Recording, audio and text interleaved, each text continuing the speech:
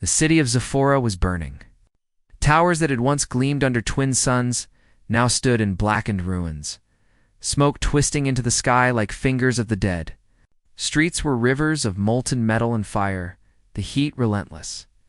Aliens of every shape and color ran through the chaos, some screaming, some silent, their faces etched with fear. The war that had consumed this world for decades seemed unstoppable. No one paused to help those who were weak. Among the ruins, a small alien girl struggled. She was slight and frail, her green-tinted skin scorched in places, and one of her legs trapped under a fallen beam. She cried out, but her voice was drowned by explosions and the screams of others. Her own people had already decided she was worthless. No power, no skill, no potential. No one would risk themselves for her. She whimpered as the heat pressed closer, the fire licking around her small form. Then came the sound of boots, human boots, and confident, moving quickly over the rubble. Captain Marcus Reed led a small group of humans into the heart of the destruction. They were a peacekeeping force, sent not to conquer, but to observe, and when possible, save lives. Marcus's eyes were sharp, scanning for danger, but when he heard the girl's cries, he ignored the shouts from his own team. "She's down there. Help me get her," he barked. His team hesitated. The fire was close. Unstable debris hung precariously above them, and flames crept toward the collapsed building where the girl was trapped. "Captain, it's too dangerous. We can't," one of his squad members began, but Marcus was already moving. Marcus ran, ducking under falling beams and stepping over molten pools. Heat burned his arms and face, but he didn't stop. When he reached the fallen structure, he dropped to his knees. The girl's small, terrified eyes looked up at him. "Please, help," she whispered, her voice cracking. "Don't worry," Marcus said, keeping his tone calm. "I've got you." He lifted one end of the beam with all his strength while the girl wriggled free. Smoke and sparks filled the air, but Marcus held her carefully, shielding her from the worst of the heat. His suit's visor reflected flames, yet his movements were deliberate and careful, as if every action had purpose.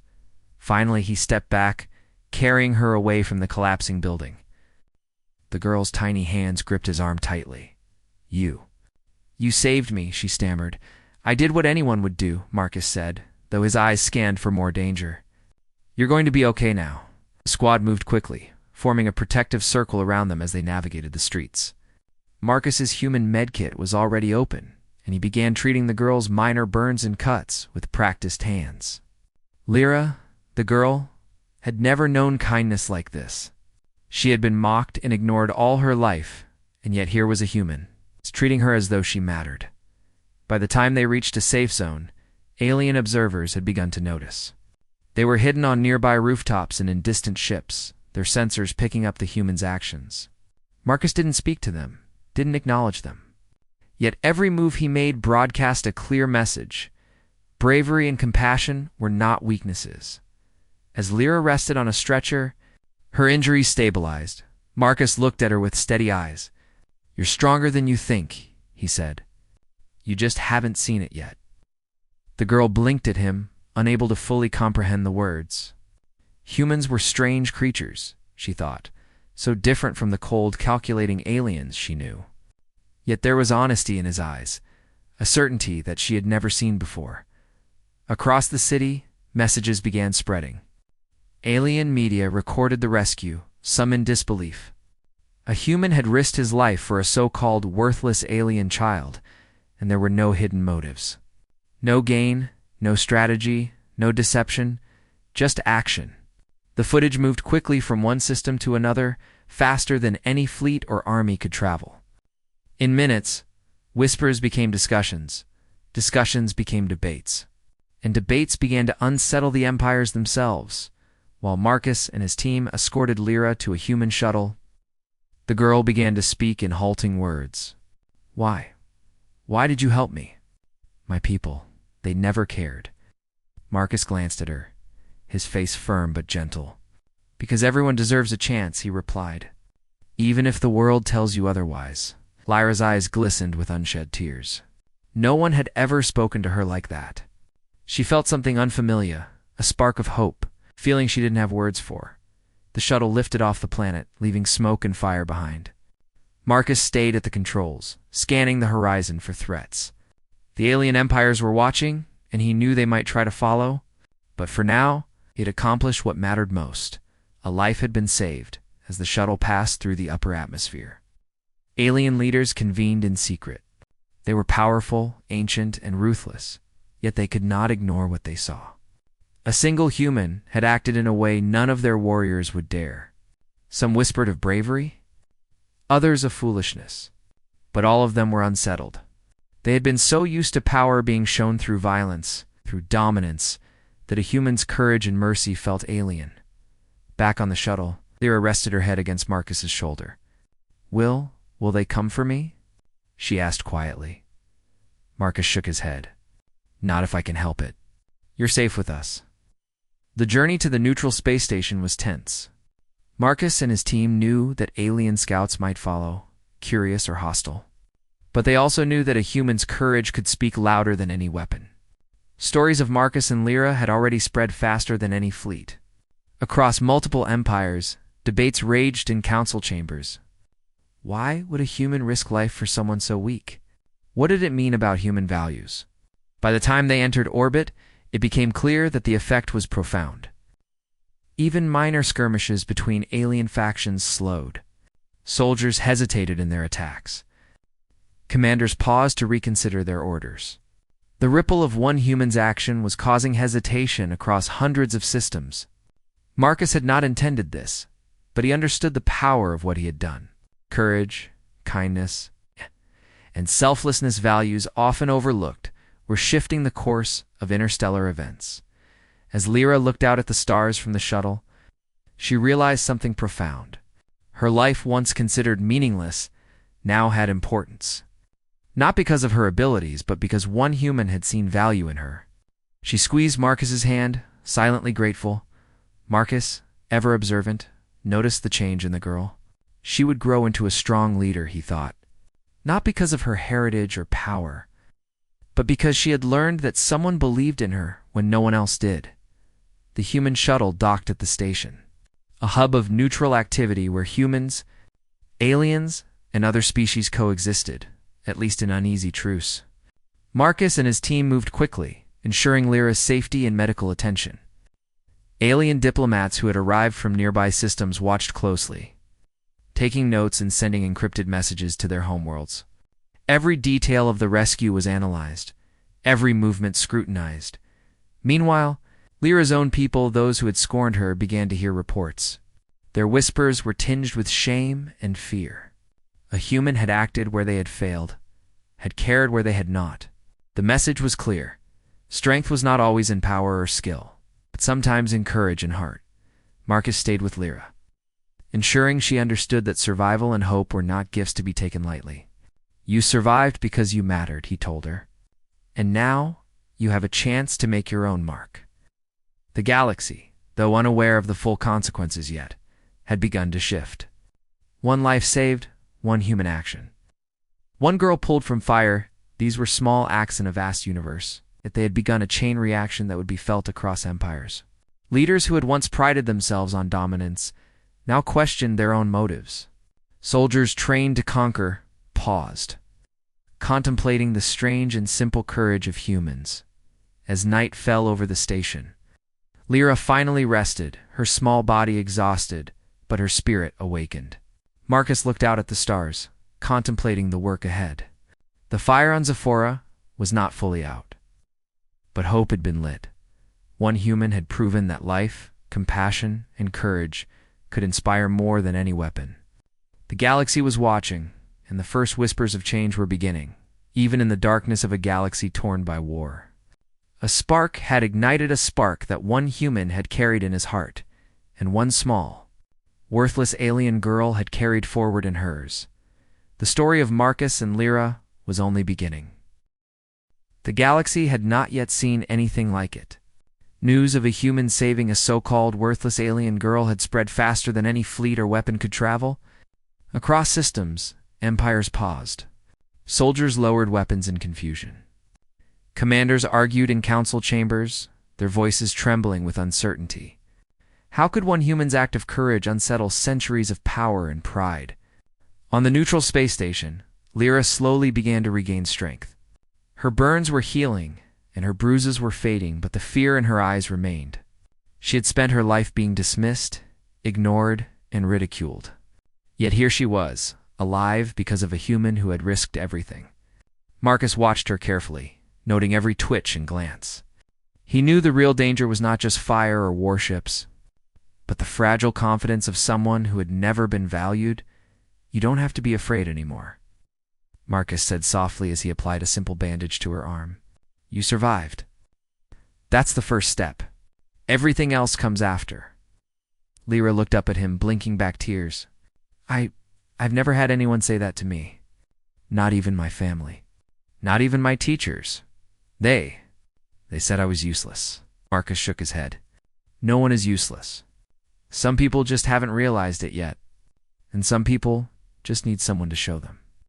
The shuttle bay doors opened as alien diplomats arrived. They were a mix of species, shapes, and colors, each more imposing than the last. Yet they all moved carefully, observing Marcus and Lyra. Some whispered to their aides, others sent encrypted messages to their home planets. All of them were curious, unsettled by what they had witnessed. Meanwhile, across the galaxy, the ripple of Marcus's actions began to grow. Soldiers and border fleets stopped firing. Alien generals hesitated before giving orders. Minor skirmishes ended in silence. One by one, systems paused, the fear of human unpredictability spreading faster than any traditional weapon. Humans were not known for advanced alien technology, but their courage, their selflessness, and their willingness to act had begun to shift the balance of power. Lyra began to speak more. She told Marcus stories of her life. Her people had always deemed her weak, her opinions ignored, her potential dismissed. She had been trained to hide, to stay silent, to survive quietly. Marcus listened patiently, never interrupting, never judging. He encouraged her, asking questions, showing genuine interest. Slowly, Lyra began to realize that her voice mattered. "You see," Marcus said one evening, as they watched the stars from the station's observation deck, "sometimes being strong doesn't mean having power or weapons. Strength can be courage, compassion, or just refusing to give up." Lyra nodded, her eyes reflecting the distant lights of the galaxy. "I never thought of it that way. I always believed I had no value." "You have value," Marcus said firmly. "And now, the galaxy is starting to see it too." Back on Zephora, the impact was immediate. Scouts from every empire had observed Marcus's actions, analyzed his strategy, and debated its meaning. Entire fleets halted. Generals reconsidered long-standing conflicts. Leaders who had never known mercy began to question their priorities. The ripple of one human's courage was turning into a wave that no empire could ignore. Some empires sent envoys to the station, requesting meetings with Marcus. Others hesitated, unsure if the human's intentions were pure. But every empire, without exception, began to reassess their approach to war, strength, and honor. Humans, they realized, were unpredictable, but not in the ways they had expected. Humans were not driven solely by conquest or fear.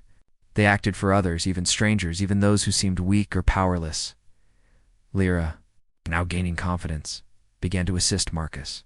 Her intelligence and quick thinking, previously overlooked, proved invaluable in coordinating relief efforts for civilians still trapped on Zephora.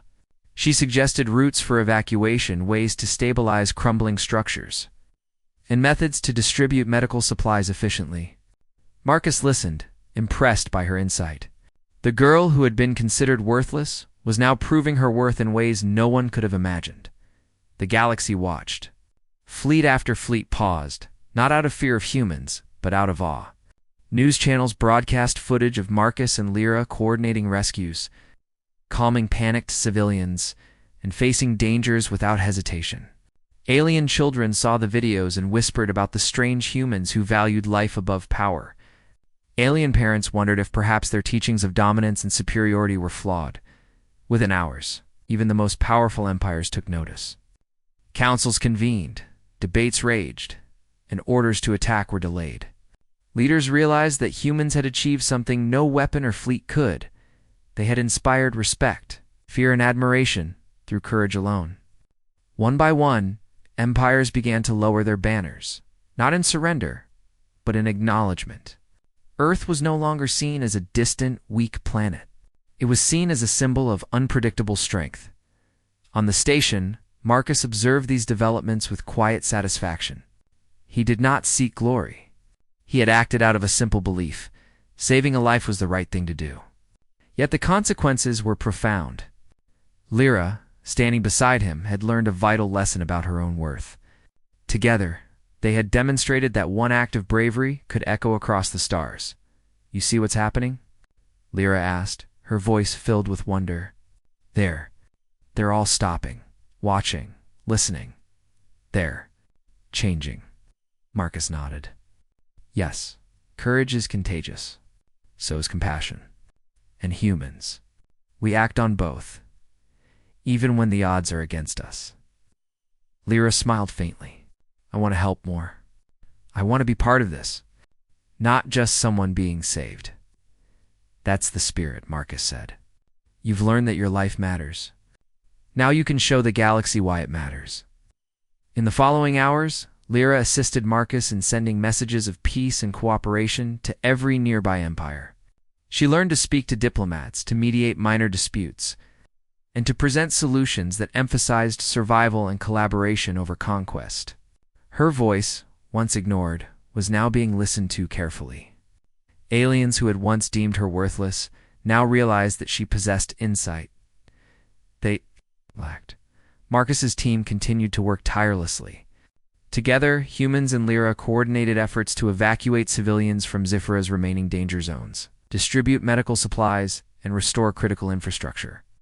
Their actions were broadcast to every corner of the galaxy, inspiring awe and respect. Alien fleets that had been poised to attack human allies slowed, unsure how to react to a species capable of such courage and ingenuity, as the sun rose over the burning planet. Lyra stood beside Marcus on the shuttle deck, looking out at the horizon. The city below still smoldered, but hope had taken root. I never imagined things could change so fast," she said quietly. Marcus placed a reassuring hand on her shoulder. "Sometimes all it takes is one person to make a difference. You've seen that firsthand?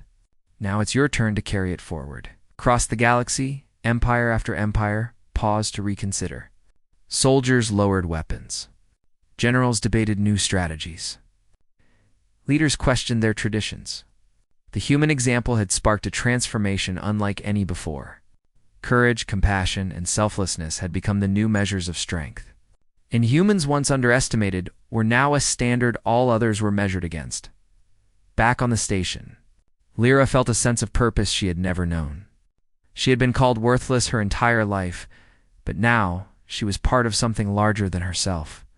Her actions, guided by Marcus's example, were changing the galaxy in ways she could never have imagined. Marcus watched her carefully. He knew that the true measure of strength was not in weapons or armies, but in the ability to act with integrity, to inspire others, and to value life above all else. One human, one girl, one act of courage had begun a ripple that would echo across generations and systems, as the station's communications buzzed with reports from every corner of Zifora and beyond. Marcus turned to Lyra. "You've done well today. Remember this feeling. It's what makes you strong." Lyra nodded, a smile breaking across her face for the first time. "Thank you. For everything. I'll never forget it." The galaxy had taken notice. Every empire that had once fought without pause now hesitated, reflecting on the strange, quiet courage of humans. One act of selfless bravery had proven more powerful than any weapon, more transformative than any fleet. The universe had begun to kneel, not in submission, but in recognition of a value it had never understood, the human heart. And as Marcus and Lyra prepared for the next mission, neither knew exactly what awaited them. They only knew that together they had ignited a spark that could not be extinguished. The fire of courage had spread, and the galaxy would never be the same. Even the smallest life, even one considered worthless, could change everything. And one human had shown them all how.